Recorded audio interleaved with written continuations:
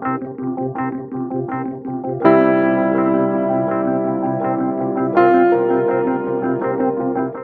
berikan ruang kepada tiga penanya terlebih dahulu supaya bisa biar makin hangat ya. Mungkin saya pengen yang di luar dulu, teman-teman panitia, ada nggak yang di luar yang mau nanya? Oke, ada mbak-mbak yang di bawah terok, Bang Rex. Oke, satu di situ. Dalam ada berapa orang?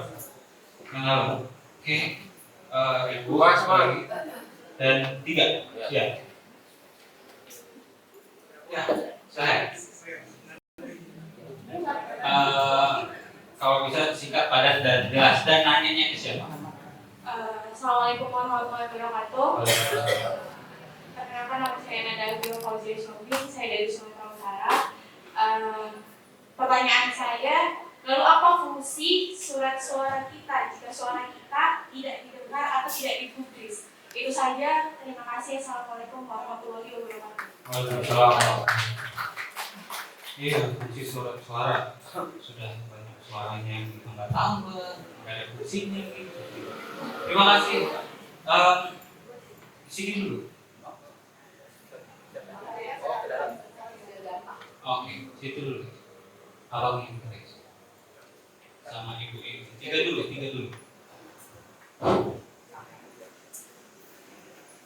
Assalamualaikum warahmatullahi wabarakatuh.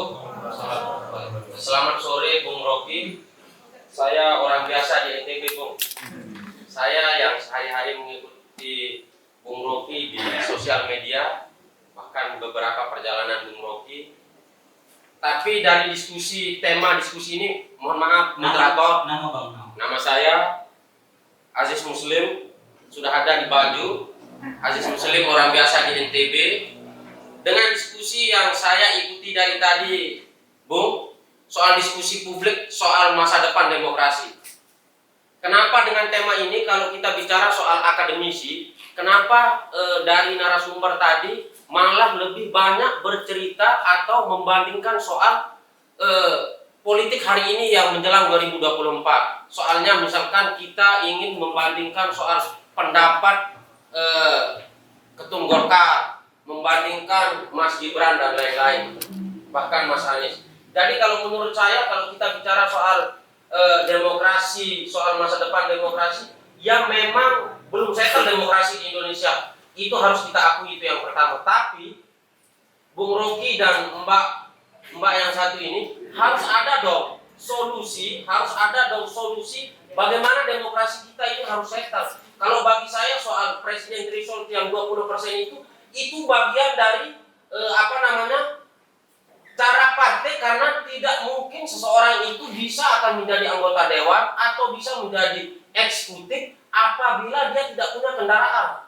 Nggak mungkin ujuk-ujuk setelah saya orang rakyat biasa, Bung Rocky, tiba-tiba tanpa partai, tiba-tiba mau jadi presiden tanpa kendaraan. Jadi bagi saya itu ada kemajuan bagi saya demokrasi kita, karena ada pembatas bahwa ada semangat motor, ada semangat partai politik ini untuk menargetkan suara, untuk menargetkan kursi, untuk menjadi persyaratan. Contoh kecil saja demokrasi di desa, Bung. Demokrasi di desa itu 12% dari jumlah DPT persyaratannya. Bagaimana dengan presiden misalkan tanpa ada presiden threshold? Misalkan kalau 0%, saya yakin Bung Rocky akan menjadi presiden Republik Indonesia apabila tanpa ada presiden threshold itu. Jadi bagi saya demokrasi ini ya memang harus ada batasan, Bung Rocky. Dan yang selanjutnya tadi kalau berbicara soal beberapa kandidat, kita bagi ruang dulu. sedikit aja, karena ini kan pertanyaan ada 3 ini. Jarang-jarang kita bisa ketemu Bung Rocky. Saya juga harus berikan ruang ke orang lain. Jadi saya ini terbatas, Bung Rocky, sebenarnya masih banyak. Terima kasih atas waktunya moderator. Ya, sekian. Assalamualaikum warahmatullahi wabarakatuh. Waalaikumsalam. Supaya lebih banyak juga kita ingatkan. Ibu, silakan. Bismillahirrahmanirrahim. Assalamualaikum warahmatullahi wabarakatuh. Waalaikumsalam. Selamat sore untuk Bapak dan Ibu narasumber yang baik ya. Saya sebenarnya ketika Nama saya Salisa Sabila, saya mengajar di UNRAM, masih di prodi sosiologi, jadi kami adik angkatnya Fakultas Hukum. Ketika hadir sih namanya Sali ya tadi udah. Untuk terkait dengan tema yang hari ini, sebenarnya saya tertarik juga karena masa depan demokrasi. Tiba-tiba langsung teringat pada pengantar ilmu politik kelas-kelas yang pernah saya bawakan. Kemudian ketika kita mendiskusikan bersama tentang atau membedah buku bagaimana demokrasi mati, dan sebagai besar mahasiswa saya kala itu sempat berpikir, apa jangan-jangan Indonesia juga sudah terjadi itu. Menurut kalian bagaimana? Sebagai besar mengatakan iya. Nah, dan dari beberapa ciri yang disampaikan juga ya sepertinya itu terjadi ya. Dan saya sepakat dengan para narasumber bahwa presidensial threshold termasuk satu hal yang akhirnya telah membunuh demokrasi saya rasa. Dan seperti tadi yang disampaikan oleh Masnya, seandainya ada mekanisme yang lain, maka mungkin kita bisa mendapatkan calon presiden independen yang tanpa harus masuk dalam kendaraan politik, terutama dengan sistem politik yang memang sudah didesain korup. Karena saya secara pribadi berpendapat bahwa ketika sistem didesain buruk, maka orang baik pun akan menjadi buruk karena mereka tidak punya pilihan selain masuk ke dalam sistem. Kalau kita menginginkan lingkungan environment yang baik, maka ciptakanlah sistem. Permasalahannya bukan pada sumber daya manusia, tapi pada sistem yang ada. Pertanyaan saya sebenarnya jadinya, karena tadi Masnya juga menyatakan bagaimana dengan solusi. Karena ketika misalnya mengganti secara total, mungkin tema berikutnya yang harus kita perlu adakan di sini adalah rethinking demokrasi. Ya, memikir ulang tentang demokrasi. Ayo kita diskusikan sebenarnya sistem atau bentuk yang seperti apa yang bisa membawa Indonesia menjadi lebih sejahtera dan berkeadilan tentunya. Bisa mengakomodir berbagai kepentingan, bukan hanya kepentingan politik. Yang pertama. Tapi untuk menyelamatkan demokrasi yang ada, mungkin yang ingin saya tanyakan adalah pendapat dari narasumber yang di depan. Setidaknya mungkin presidensial threshold sudah masuk kotak abaikan, masuk kotak Pandora ya. Bagaimana mungkin kalau dalam pendapat pikiran saya pribadi ada yang masih bisa sebenarnya menyelamatkan, mungkin kita setidaknya memikir ulang tentang jenis demokrasi, bentuk demokrasinya, antara demokrasi langsung dengan demokrasi perwakilan. Karena banyak sekali kajian-kajian dan bahkan mungkin saya secara pribadi mengobservasi pengalaman pribadi dari orang terdekat yang saya rasa kuasa politik yang terlalu tinggi pada demokrasi langsung menyebabkan celah-celah yang terlalu banyak yang tadi political transaksional ya, transaksi politik yang tidak bisa terelakkan. Dan ujung-ujungnya lihat yang ada sekarang pada Indonesia, korupsi terjadi di mana-mana dan tetap di tiap level jenjang pemerintahan bahkan sampai desa. Nah pertanyaan apa yang dipikirkan oleh Bapak Ibu sekarang terkait mungkin demokrasi langsung versus perwakilan? Apakah setidaknya mungkin kita mundurnya tidak usah terlalu jauh ke monarki, tapi merethinking bagaimana dengan pengembaliannya? Ya itu saja, terima kasih. Terima kasih untuk jawabannya. Ada Mbak Nanda, Bang Ajis, sama Ibu Saja. Kami persilakan Mas Widodo terlebih dahulu. Setelah itu Mbak Bibip dan Mbak Rocky. Ya, terima kasih. Dari Ibu saya lihat ya, kita kolega. Tapi semoga jawaban saya bukan jeruk makan jeruk ya. Jadi tampaknya kalau kita lihat dari tiga penanggap ya, saya lebih suka menyebut penanggap. Tampaknya masih percaya dengan masa depan demokrasi. Jadi kawan-kawan masih ingin menyemprotkan wewangian parfum pada mayat demokrasi. Dan ya kawan-kawan juga saya lihat masih berupaya mencari jiwa demokrasi di zaman jiwa telah hilang. Nah, seperti maaf saya yang ke belakang, apakah demokrasi langsung atau demokrasi perwakilan? Sebelumnya memang demokrasi langsung, karena memang jumlah penduduknya tidak besar. Misalnya ketika pada masa polis atau pemerintahan kota, itu seperti satu kecamatan di Selawara. Satu kecamatan, sehingga bisa demokrasi langsung. Kalau apakah kemudian demokrasi tidak langsung lebih efektif? Mungkin memang lebih efisien. Tetapi kita tidak pernah mempertanyakan Mengapa dalam demokrasi kita mempunyai hak suara, lalu hak suara itu kita delegasikan kepada orang yang nanti mewakili kita. Misalnya mereka menjadi presiden, mereka misalnya nanti menjadi anggota DPR. Kita tidak pernah mempertanyakan itu. Nah, kita mempunyai hak suara karena diandaikan yang paling tahu tentang kebutuhan dan kepentingan kita adalah diri kita sendiri. Sehingga kita mempunyai hak suara untuk memilih wakil yang terbaik. Kan begitu ya? Nah, tetapi dalam perkembangannya terjadi missing link, keterputusan antara presentasi dengan representasi. Misalnya representasi, misalnya kawan-kawan aksi menuntut misalnya undang-undang cipta kerja tidak ditetapkan atau disahkan. Misalnya seperti itu. Lalu ngomong media, ngomong jalan. Tetapi representasi mempunyai kepentingan yang berbeda. Mereka lebih mementingkan dirinya sendiri. Mereka punya kepentingan lain dibandingkan konstituen, dibandingkan presentasi. Nah, sekarang ini kan tadi saya sempat menyentil ketika demokrasi lahir belum ada artificial intelligence. Sekarang kalau kita tanya siapa yang lebih tahu tentang diri kita, kalau sebelumnya misalnya René Descartes mengatakan cogito ergo sum, aku berpikir maka aku ada. Semua hal ini semua ini ia ragukan. Semuanya ia ragukan, bahkan yang bisa ditangkap oleh indera. Satu-satunya yang tidak diragukan adalah saya yang sedang berpikir, saya yang sedang meragukan. Artinya apa? René Descartes sebagai filsuf modern menempatkan rasio sebagai pusat, antroposentris, manusia sebagai pusat, rasio akal budi sebagai pusat. Tetapi setelah kebangkitan artificial intelligence, misalnya kalau kita tanya siapa yang paling tahu tentang diri kita? Ya, tentu diri kita sendiri. Tetapi saya juga mulai meragukan rasio saya sendiri. Artificial intelligence lebih tahu berapa kadar, mulai dari kadar asam urat sampai asam laurat. Saya, misalnya, berapa kadar gula saya? Apa kepentingan saya? Saya dari mana dan mau kemana, misalnya. Nah, artinya apa? Saya ingin memantik satu imajinasi. Kalau misalnya demokrasi perwakilan gagal karena ternyata yang mewakili kita lebih mempunyai atau lebih memperjuangkan kepentingannya sendiri, kan begitu ya? Dan itu terbukti kenapa demokrasi tidak mampu menyelesaikan kesenjangan sosial.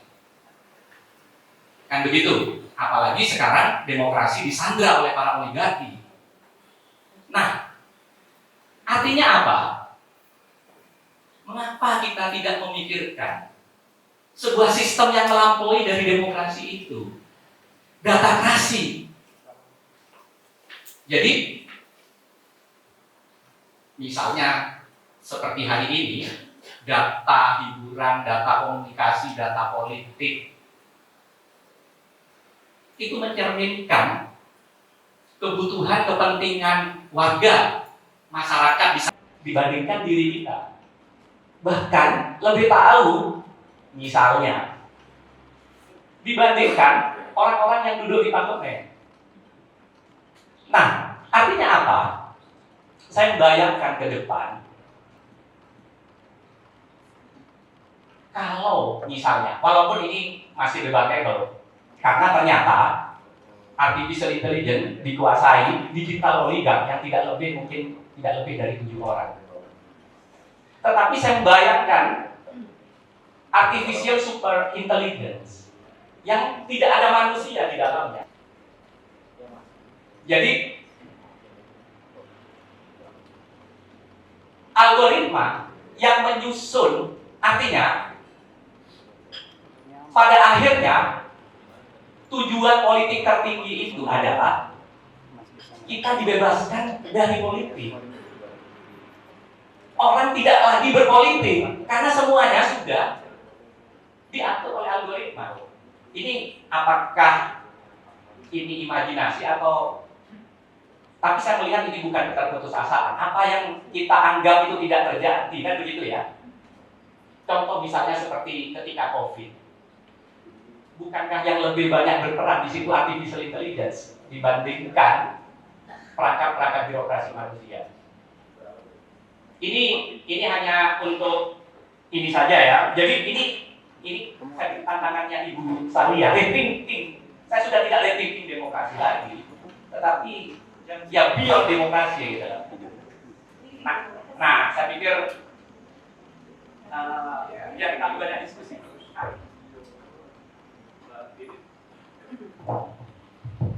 Dari yang pertama dulu, terima kasih pertanyaan-pertanyaannya bikin hidup, bikin mikir. Ya. Yang pertama, tapi saya itu kan jawabannya itu seperti retorik ya. Jadi sebenarnya surat kuasa kita buat apa? Nah, daripada retorik seperti itu, mungkin saya menjawabnya dengan memberikan suatu ngajak ibu bapak dan kawan-kawan untuk memikirkan soal demokrasi substantif dan demokrasi yang sifatnya prosedural. Jadi memang yang sekarang ini seringkali kita hadapi dan kita didorong-dorong, pokoknya 14 Februari 2024 harus ya datang ya ke TPS. Itu kan bagian dari demokrasi prosedural. Kita punya surat suara, kita punya kotaknya dan lain sebagainya yang sifatnya semua prosedural, tapi secara substantif sebenarnya benar tidak bahwa suara rakyat itu yang menentukan. Demokrasi kan seperti itu sebenarnya. Nah ini yang kita bongkar. Di titik-titik mana sebenarnya kesalahan-kesalahan itu. Nanti ketika menjawab pertanyaan berikutnya, mudah-mudahan ini akan masuk juga. Mana nih yang sebenarnya substantif. Nah kalau soal presidensial threshold, jadi kalau kita punya waktu 3 hari 3 malam, mungkin kita bisa deh bahas dari secara rinci. Tapi karena waktunya nggak banyak ya. Tapi intinya begini nih. Ibu dan bapak dan kawan-kawan, jangan bayangkan bahwa berpolitik itu impulsif dan dengan kebetulan. Berpolitik pasti menggunakan rasio. Setiap makhluk politik, jadi jangan bayangkan kita, saya mau makan apa ya, mau pesan apa ya siang ini. Bukan begitu berpolitik biasanya. Berpolitik pasti akan menghitung untung rugi.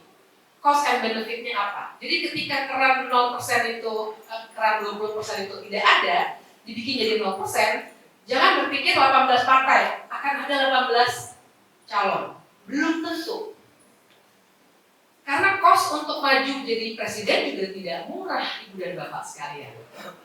Kita pinggirkan dulu ngasih amplop ya. Kita pinggirkan ngasih amplop.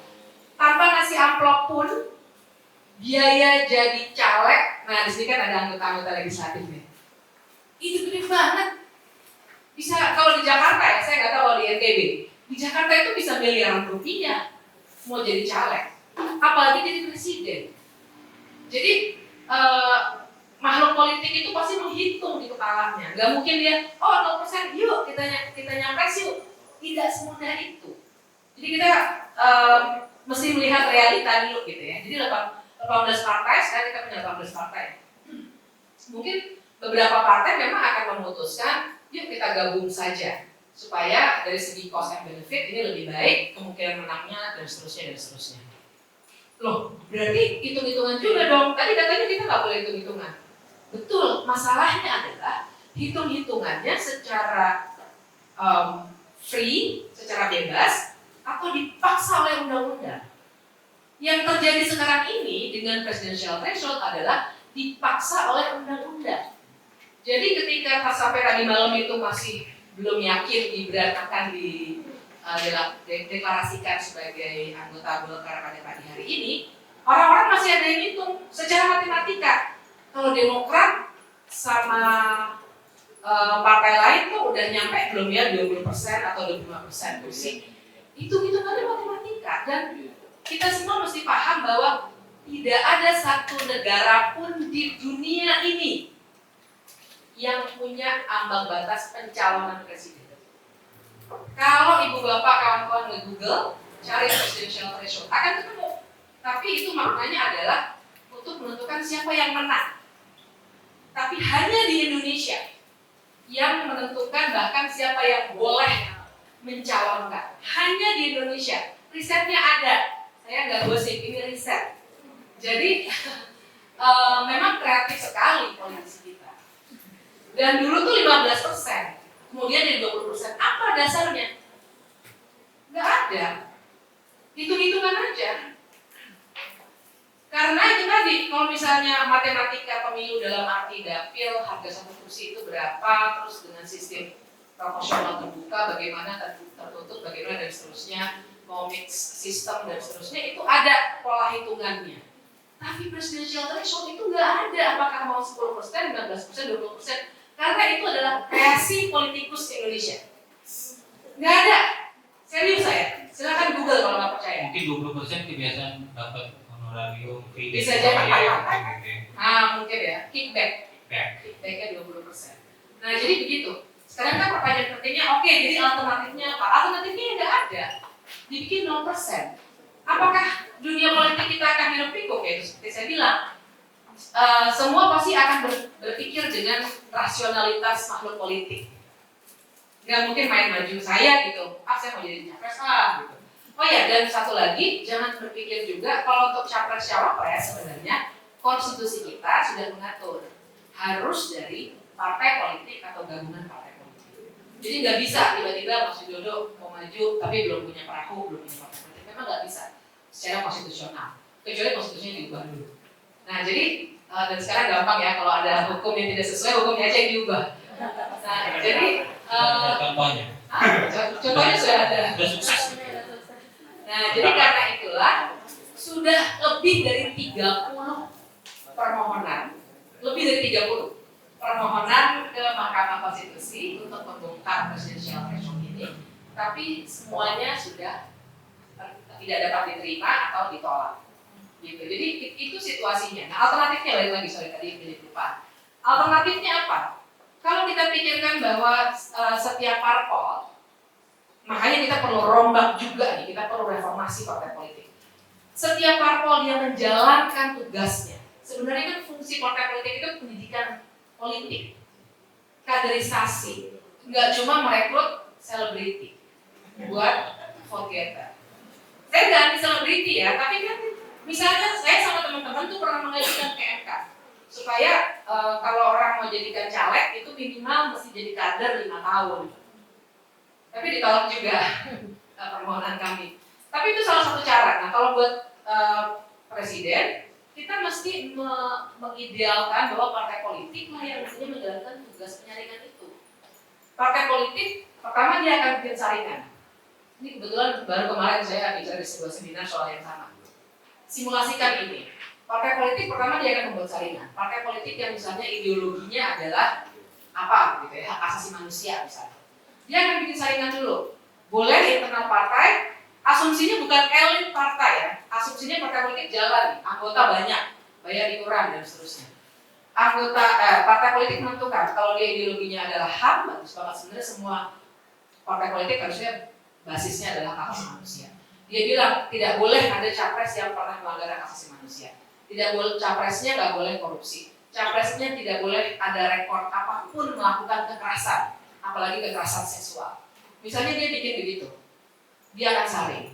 Kemudian tiap-tiap orang akan mengajukan gagasannya dan berdebat. Itu yang terjadi di konvensi partai-partai di Amerika Serikat. Jadi kalau pertanyaannya nggak mungkin sudah ada contohnya. Dan sebenarnya dulu Partai Demokrat pernah mau melaksanakan itu tapi kurang dianggap menguntungkan juga ya, jadi nggak dilanjutkan. Konvensi partai. Nah baru kemudian dari saringan internal partai itulah yang terbaik akan maju. Nah dengan presidential threshold seperti sekarang, kan itu nggak terjadi teman-teman. Di dalam internal partai, apakah kita menyangka seorang Gibran harus beradu gagasan dulu dengan orang Golkar lainnya? Kan enggak. Tadi pagi baru deklarasi kok. Sebelumnya juga dia di PDIP. Jadi itu yang tidak jalan. Jadi tentu saja kemudian kita nggak hanya harus membicarakan threshold tidak ada, tapi juga reformasi partai politik. Nah terakhir satu, barangkali kalau ibu bapak iseng nanti nge-google sebentar, di YouTube itu ada satu bahan. Saya kan mengajar kelas hukum tata negara. Kalau bicara demokrasi langsung, saya suka putar satu film judulnya Democracy in Switzerland. Itu di kantonnya itu masih demokrasi langsung. Jadi misalnya boleh nggak bikin menara masjid, ada tuh kayak gitu. Demokrasinya langsung, yang setuju tunjuk tangan. Nggak kayak kita satu fraksi satu suara. Tapi kemudian dikontrol. Misalnya ternyata yang menang adalah nggak boleh mendirikan menara masjid. Oh itu kemudian dikontrol. Itu inkonstitusional karena itu hak kebebasan beragama. Nah tapi di Swiss dan di banyak negara lain mungkin masih doable. Karena size-nya kecil sekali. Swiss itu kecil sekali dibanding Indonesia. Saya nggak tahu nggak hafal ya, tapi barangkali jangan-jangan dari segi jumlah penduduk sama NTB aja mungkin kalah di Swiss. Jadi lebih bisa dilakukan gitu di situ. Nah, tantangannya pasti banyak dan saya juga ingin kalau kita bicara rethinking demokrasi, memang kita harus masuk ke detailnya. Kalau dikatakan belum pernah ada yang membicarakan detail, sebenarnya banyak. Dan kita harus kritik demokrasi perwakilan menurut saya mulai dari cara partai politik menentukan calon-calon wakil kita. Itu tuh yang tadi saya sempat pilih kita disodorin selebriti yang nggak punya kapasitas politik, disodorin bagian dari dinasti politik yang juga naiknya instan. Sebenarnya yang bikin rusak itu bukan sekedar judul demokrasinya itu sendiri. Nah, saya berhenti dulu di situ, saya panjang. Terima kasih Pak Alvin. Pak Alvin. Oke. Jadi apa ya yang buat saya khusus yang oke. Itu saya akan anggap tadi. Anda tidak setuju dengan atau Anda setuju dengan 20% sebagai pembatas? Setuju. Oh itu. Tapi Anda kan nonton YouTube saya tiap hari. Kok bisa setuju? Ada itu. Belum terpengaruhi dengan Ya. Nontonnya banyak iklan. Belum dicuci otak habis sama Bung Rocky. Oh. Gini ya. Secara logis, kalau Anda tanya tadi, kalau gitu solusinya apa? Solusi saya justru 0%. Kan itu dasarnya, kenapa 0%? Supaya Anda bisa mengaktifkan hak Anda tanpa terhalang oleh aturan hukumnya. Itu dasarnya kan. Karena Anda tadi pesimis, Anda nggak bisa jadi calon presiden kalau Anda bukan anggota Partai Putih. Tetapi Anda setuju 20% itu bertentangan dalam logika. Kan mestinya Anda anti 20% supaya Anda bisa ikut dalam kompetisi itu soalnya itu problem pertama. Problem kedua, desain 20% itu adalah peternakan oligarki. Itu dasarnya. Kan dengan mudah diatur-atur oligarki kan. Jadi apa yang menyebabkan partai-partai itu nggak mau 0%? Karena merasa kalau 0% satu orang yang punya potensi untuk mengucapkan pikiran akal sehat dari Mataram itu bisa membatalkan 700 orang yang diternakan oleh oligarki di Senayan. Itu aja dasarnya. Jadi sebetulnya kalau kita ulangi cara berpikir itu, satu-satunya threshold yang dibuat oleh konstitusi ada bukan 20%, bahkan 50 plus 1% itu threshold. Ya kalau presidennya dapat 50% ya udah. Jadi threshold itu tentang keterpilihan, bukan tentang pencalonan. Pencalonan justru dinyatakan semua orang Indonesia itu berhak untuk mencalonkan diri jadi presiden. Begitu, normanya begitu. Lalu hak apa orang bikin 20%? Sekarang kalau ada orang yang cuma 20% itu bisa lolos, orang dari Mataram, dia naikin 30%, masih bisa lolos juga, dibaikin 70%, juga masih bisa lolos. Jadi demi menghambat Anda, threshold itu bisa dibikin 99,92%. Itu ilogisnya di situ. Urusan apa dengan kuantitatif kan? Kalau secara normatif dimaksakan. Tapi semua ini bersumber dari keinginan untuk mengendalikan politik. Sama seperti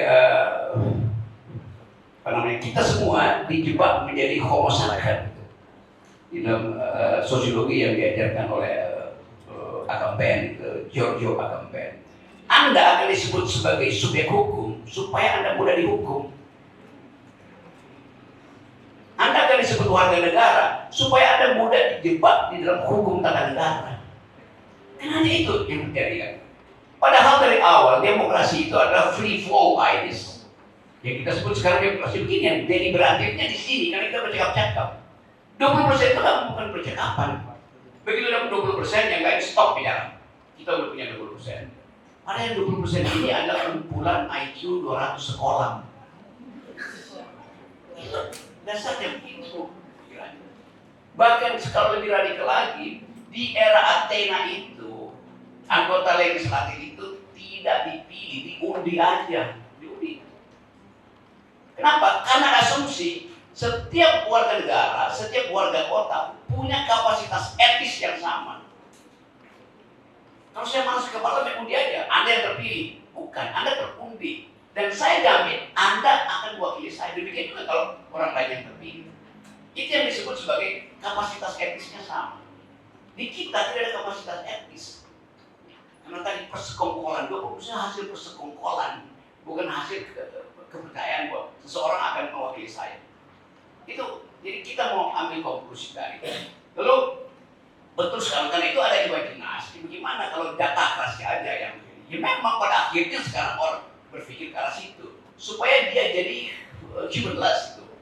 Tetapi bukan humanless dalam penelitian ide. Supaya tidak ada percakapan-percakapan sogok menyogok segala macam. Nah, itu sama dengan e-katalogan yang sekarang dipakai itu. Nggak akan ada, tetap bukan.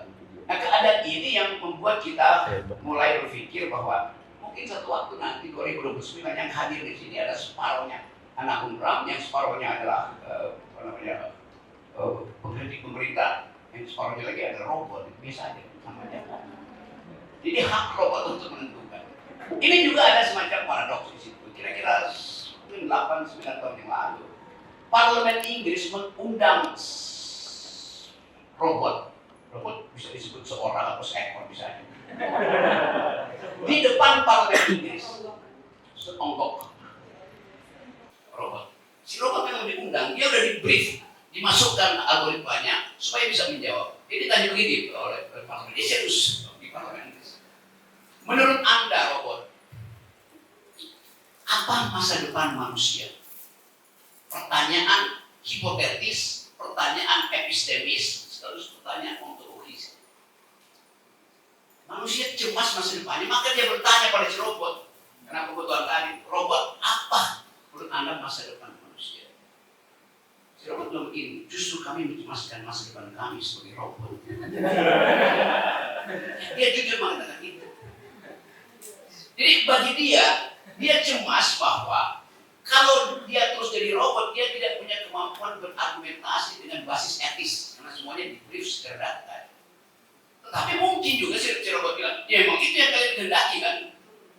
Buat data. Mengefisienkan sistem diperlukan data. Tetapi fasilitas etis tidak bisa dijaminkan, diasuransikan pada sekedar data. Nah ini juga terkait dengan riset dunia teman-teman akademis di sini.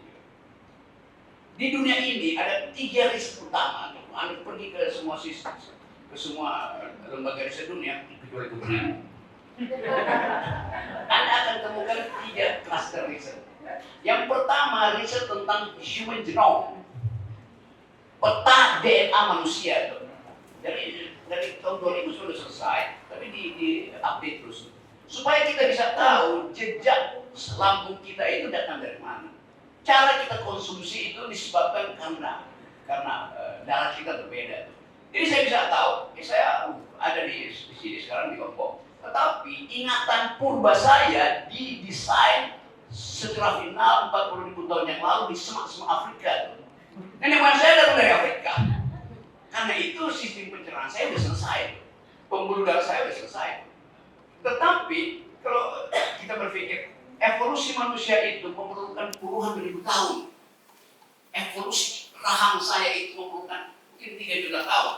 Sehingga suatu waktu geraham saya nggak diperlukan karena saya tinggal di punya daging mentah. Ada apa gunanya raham saya itu? Jadi evolusi biologis butuh jutaan tahun. Evolusi teknologis butuh 8 jam aja. Ini kan kita lihat, Anda punya handphone yang Anda beli 8 jam lalu, sebetulnya sekarang dia udah obsolete, udah nggak ada gunanya. Karena udah di-update softwarenya. Belum diproduksi aja, tetapi udah terjadi perubahan teknologi. Jadi teknologi mengintip, evolusi teknologi mengintip evolusi manusia. Kalau kita bikin semacam perencanaan publik, ya si teknologi lebih dulu tahu apa yang akan Anda buat di depan. Karena tadi algoritma itu dia dipelajari 8 jam sebelumnya. Sama dengan dosen sosiologi yang gagal membaca jurnal sosiologi Amerika misalnya, dia masih mengajar hal yang dia baca 12 jam lalu. Padahal muridnya udah baca 8 jam lalu. Jadi pengetahuannya udah tertinggal sebetulnya. Tapi banyak dosen yang konservatif. Menganggap Anda nggak tahu, Anda masih masuk. Iya, tapi dia baca jurnal 8 jam lalu. Itu yang mesti kita terangkan. Saya terangkan tadi buat klaster pertama tadi adalah human genome, peta DNA manusia. Kita tahu sama-sama. Kita berasal dari mana? Wajah Anda seperti Cina misalnya, tapi DNA Anda sebenarnya datang dari Afrika. Karena evolusi itu. Oke, itu satu cluster riset, yaitu human genome. Cluster riset berikutnya adalah big data, yang sekarang dikembangkan terus-menerus untuk mengintip behavior sosiologi dari manusia. Bukan behavior biologisnya, behavior biologis di riset berdasarkan DNA. Sekarang, behavior sosiopolitik, sosioekonomi politik hanya bisa dibaca secara cermat tadi melalui big data. Jadi Anda bayangkan pola hidup kita di sini, pola cara saya mengucapkan kalimat ketahuan. Saya suka kopi apa tuh? Ya pasti saya suka kopi Sembalu. Tapi Sembalunya mana ya? Sembalu yang ada di Bonku Cafe. Kira-kira begitu. Ini endorsement. Siap. Jadi data itu diperlukan untuk membaca kebiasaan manusia secara sosiologis, secara ekonomi, secara politis. Nah, untuk menghubungkan pengetahuan tentang evolusi biologis dan kebiasaan manusia, dibantulah dengan klaster ketiga, namanya artificial intelligence. Jadi orang yang menguasai DNA, tahu tentang behavior lewat big data, dibantu dengan artificial intelligence, dia akan menguasai peradaban. Jadinya. Nah, sebetulnya kita masih bisa bayangkan ya itu masih akan ada komponen-komponen lain misalnya. Tetapi bagian-bagian ini yang mesti diriset di universitas. Nah, bayangkan misalnya BRIN, kata Ibu Mega, semua riset BRIN harus berdasarkan Pancasila. Masa tapi pula. Jadi Anda bayangkan kualitas penelitian kita aja udah gak bisa masuk ke situ. Ini Pancasila. Tidak ada hubungannya dengan perkembangan riset dunia. Itu sebetulnya dasarnya kenapa kita membutuhkan pembicaraan semacam ini. Kita mau evaluasi demokrasi kita dengan memasukkan semua faktor, termasuk soal data klasik tadi. Jadi intinya yang membuat saya selalu kagum bahwa meta juridika selalu di atas satu langkah, one step ahead dari soal-soal itu. Nah, dia karena asal usul dari meta juridika adalah pikiran kritis. Asal usul meta juridika ada kemampuan untuk berpikir panjang, bukan untuk membuat jalan tol panjang. Oke, terima kasih. Tadi Bang Rocky bilang evolusi biologi ribuan tahun, ya, evolusi teknologi beberapa jam, evolusi MK.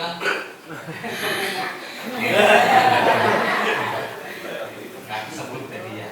Oke, kita buka lagi untuk saat ini 4 orang terakhir. Oke, 1 ibu, 2 di luar. Oke, bro yang pakai baju tadi udah berdiri. Yang sebelah sini belum ada yang sebelah sini. Kita cari sebelah sini dulu. Sebelah sini. Terakhir baju gambar warna pink. Ya. Oh iya, kalau bilang tuh. Ini dulu, yang dari luar dulu deh biar lebih.